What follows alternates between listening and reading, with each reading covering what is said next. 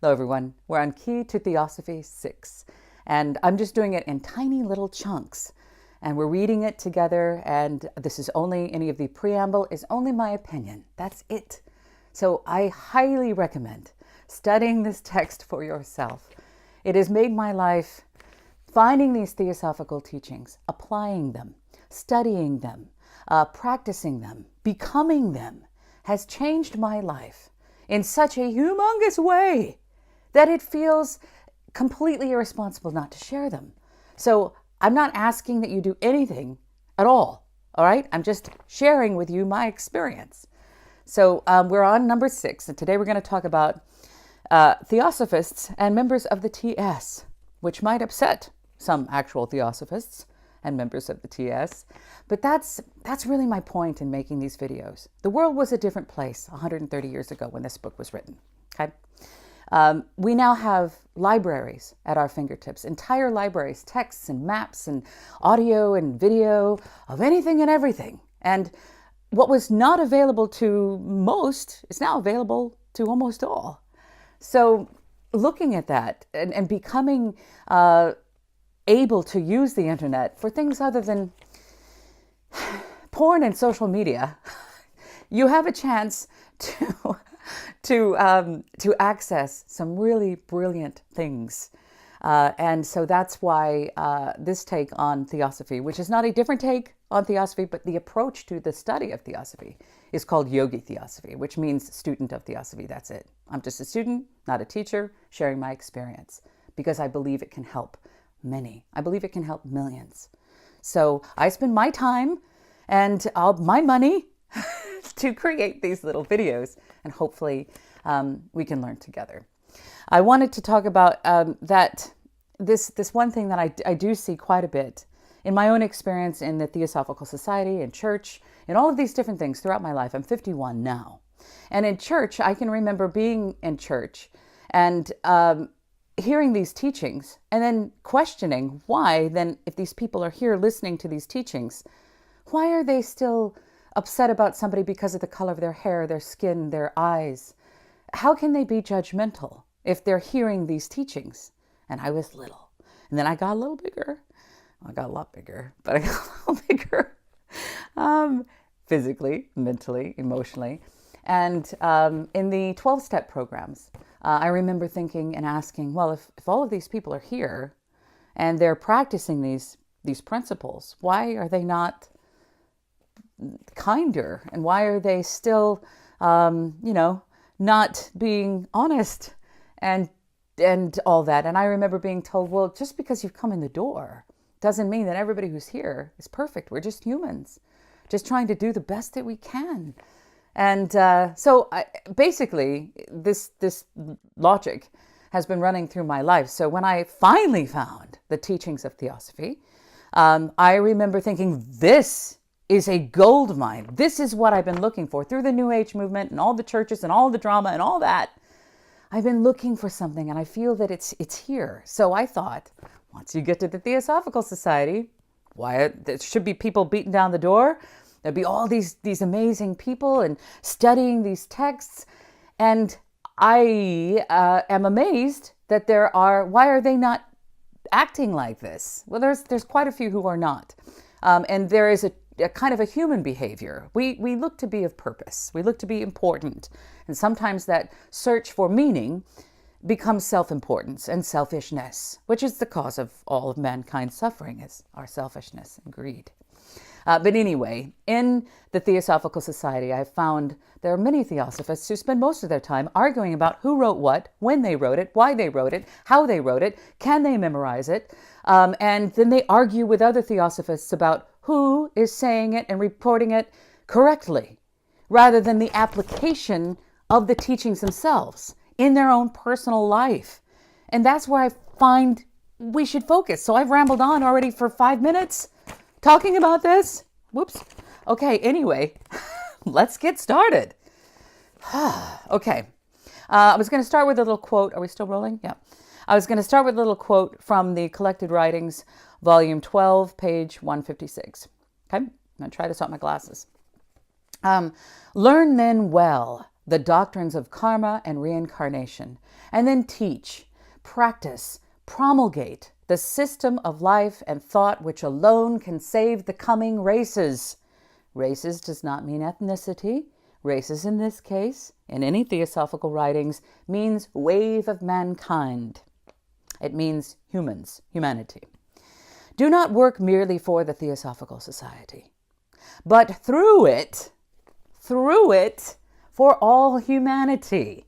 Okay? So that's what the Theosophical Society, only my opinion, that's what the Theosophical Society is for, is to work through it. Have access to the wisdoms, apply them to yourself to work for not just fellow Theosophists, but humanity. So, that's my take. I highly recommend you taking your take and take it to the world, because these are valuable teachings. Okay, here we go. Inquirer, remember that the Key to Theosophy is written in question and answer form, and the Theosophist answers these questions. This is written down by Helena Petrovna Blavatsky. It is not about worshiping HPB or anyone who wrote down these teachings. It's about the teachings themselves, and they are older than time itself. Okay. Inquirer, this applies to lay members, as I understand. And what of those who pursue the esoteric study of Theosophy? Are they real Theosophists? The answer comes, not necessarily. Until they have proven themselves to be such, they have entered the inner group and pledged themselves to carry out as strictly as they can the rules of the occult body. This is a difficult undertaking, as the foremost rule of all is the entire renunciation of one's personality. Side note here, I remember when I first read that and I was horrified by that. If you're horrified, I understand. There's something that I call the falling away, is what it felt like for me. But this is important. The foremost rule of all is the entire renunciation of one's personality. That's your earthly personality, who you are, what you do, what other people see you as. Are you a butcher, baker, candlestick maker? That kind of thing. Okay. And we're going back into the text here, i.e. a pledged member has to become a thorough altruist, never to think of himself and to forget his own vanity and pride in the thought of the good of his fellow creatures. Besides that, of his fellow brothers in the esoteric circle. He has to live, if the esoteric instruction shall profit him, a life of abstinence in everything, of self-denial and strict morality, doing his duty by all men. The few real Theosophists in the TS are among these members. This does not imply that outside of the TS, the Theosophical Society, that there are no Theosophists, for there are. And more than people know of, certainly far more than are found among the lay members of the Theosophical Society. Inquirer, next question. Then what is the good of joining the so-called Theosophical Society in that case? What is the incentive? Question is answered, none, except the advantage of getting esoteric instructions, the genuine doctrines of the wisdom religion. And if the real program is carried out, deriving much help from mutual aid and sympathy, union is strength and harmony, and well-regulated simultaneous efforts produce wonders. This has been the secret of all associations and communities since mankind existed. Inquirer, but why could not a man of well-balanced mind and singleness of purpose, one, say, of indomitable energy and perseverance, become an occultist, and even an adept if he works alone? Theosophist answers, he may, but there are 10,000 chances against one that he will fail. For one reason out of many others, no books on occultism or theurgy exist in our day, which give out the secrets of alchemy or medieval theosophy in plain language. All are symbolical or imparables. And as the key to these has been lost for ages in the West, how can a man learn the correct meaning of what he is reading and studying? Therein lies the greatest danger, one that leads to unconscious black magic or the most helpless mediumship. He who has not an initiate for a master had better leave the dangerous study alone. Look around you and observe. while 2/3 of civilized, that's italicized, civilized, society ridicule the mere notion that there is anything in Theosophy, occultism, spiritualism, or in the Kabbalah. The other third is comprised of the most heterogeneous and opposite elements. Some believe in the mystical and even in the supernatural, but each believes in his own way.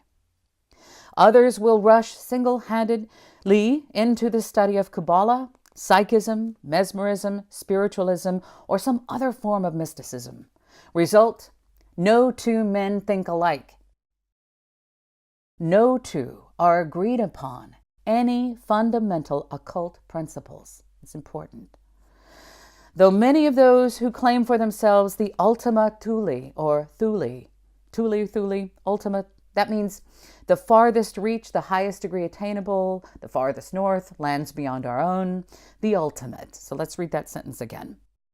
Though many are those who claim for themselves the ultima thule of knowledge and would make outsiders believe that they are full-blown adepts.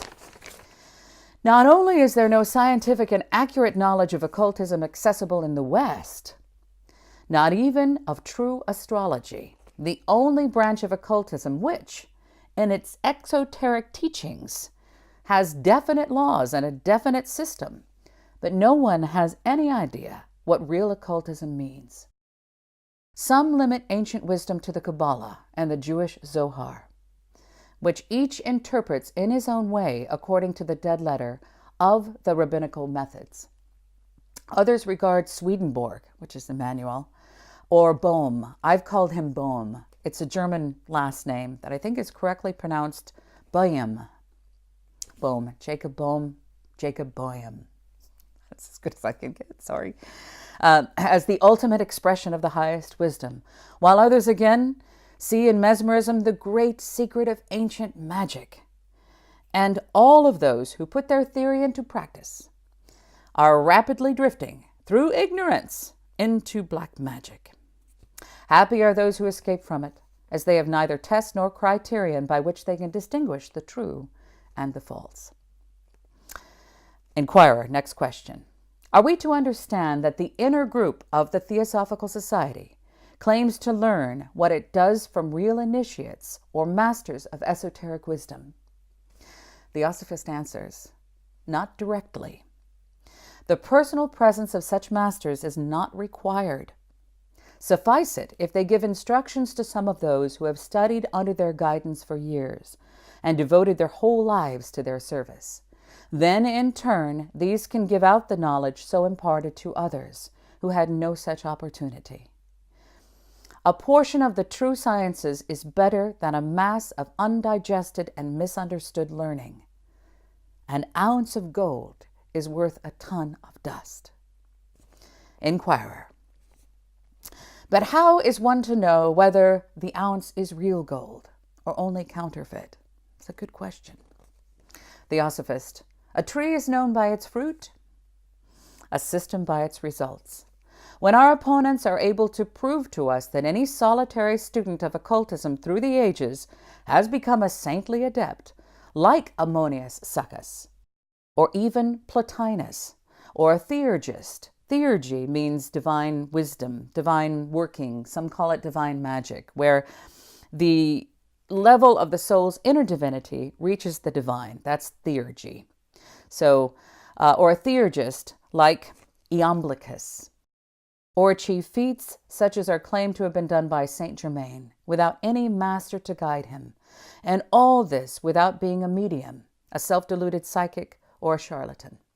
Then shall we confess ourselves mistaken.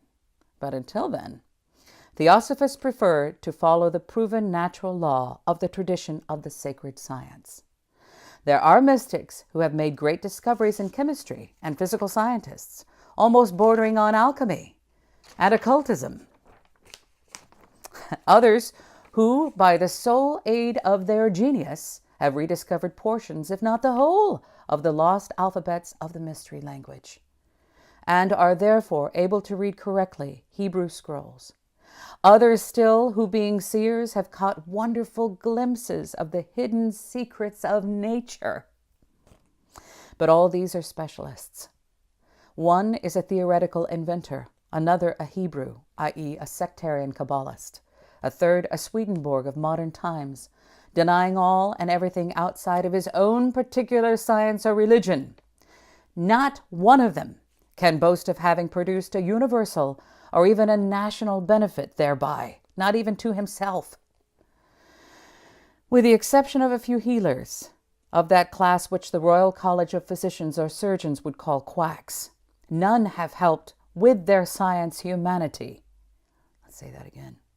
All of these people, none have helped with their science humanity, nor even a number of men in the same community. Where are the Chaldees of old? Those who wrought marvelous cures, not by charms, but by simples.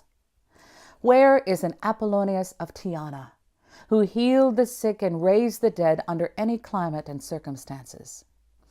We know some specialists of the former class in Europe, but none of the latter. Except in Asia, where the secret of the yogi to live in death is still preserved. So that's where we're going to stop within the text. Again, this is Key to Theosophy, and written down by HPB. An extremely valuable text, so valuable that I'm reading it, if you can bear with me, in little chunks here on Yogi Theosophy. You have the world's libraries at your fingertips. You can access anything, almost anything. PDFs of ancient documents. You can access them by going on your phone. So access them, become them, apply them. These texts no longer are only exclusively handed out by the Theosophical Society, where you will see, again, the hierarchy of mankind trying to find their purpose and importance. There are some Theosophists out there that are there for the benefit of humanity, and that's good. But there are also a lot of groups that are out there for themselves. That's just the way humans are. I used to think it was just a weird New Age craze on YouTube where these gurus pop up, but this has been age old. It's forever. It's a human thing. So with the application of these teachings, if I have found, I would say, if you can apply them and become them, you will find also that your life will improve. Crappy things will still happen. You will still have drama, trauma, and heartache and heartbreak, but you will find yourself to be calmer. You will find a broader understanding of all that is happening and a sense of peace that I cannot even begin to explain. So let's close with a William Q. Judge quote. Desire wisdom, love all men. Do your duty, forget yourself. Let each thought and act of your life have for its aim the finding of divine wisdom. Strive to apply that wisdom for the good of other men.